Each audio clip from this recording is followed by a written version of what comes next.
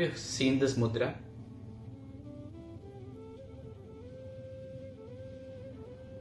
Have you seen this mudra? Yes. Huh? What is the mudra called? Jnana Mudra. Okay, so when it is kept like this, it is called Jnana Mudra. Okay, now why is it called Jnana Mudra? What is Jnana?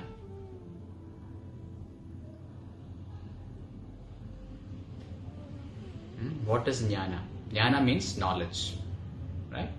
And why is it called Jnana Mudra? It improves memory.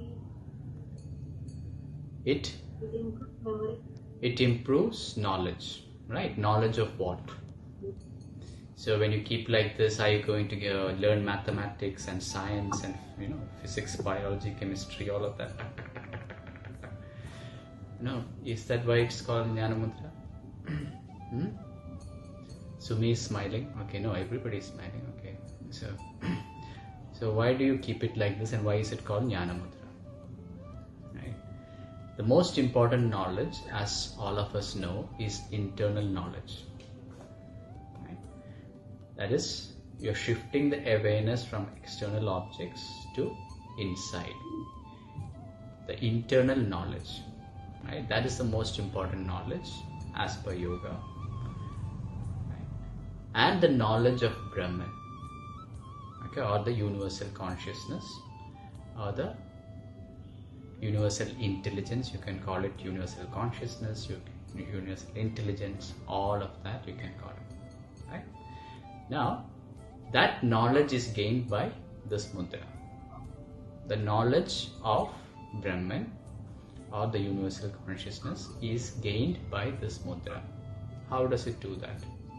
Remember, I had explained that each of the fingers represents some elements, right? Elements in the body. Okay, so our body is made of Panchabhutas, that is 5 elements, right? Now, this element is, the index finger represents the Vayu element, air element. Okay. And thumb, if you remember, it represents the, anybody remember? Thumb represents what element? Fire. Oh, wow. Okay, my God, people remember. I'm so happy. So this represents air and this represents fire. Right? Now, air is kind of,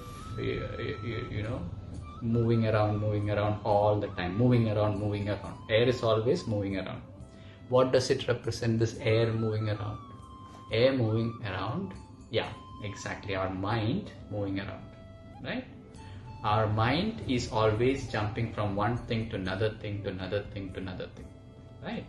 So this has to be calmed down, and the fire is used to calm the mind, right? The restlessness, right? So when you do this, there is a circuit which is formed which helps in concentration. Okay? And the concentration allows you to go inward. Especially in meditation, when you do this, you are able to concentrate more inward. Okay.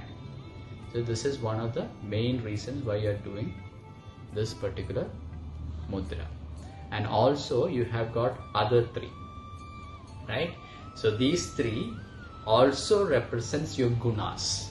You remember what the gunas are. What are our gunas?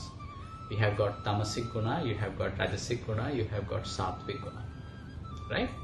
So this is represented, that is here little finger represents tamas, the ring finger represents rajas, and the middle finger represents sattva guna, right? Now when you're doing this and these 3 are kept open like this, what it means that you're going beyond the gunas, right? You're going beyond the gunas into a state which is, this is represented by your Atman and this is represented by Brahman, right?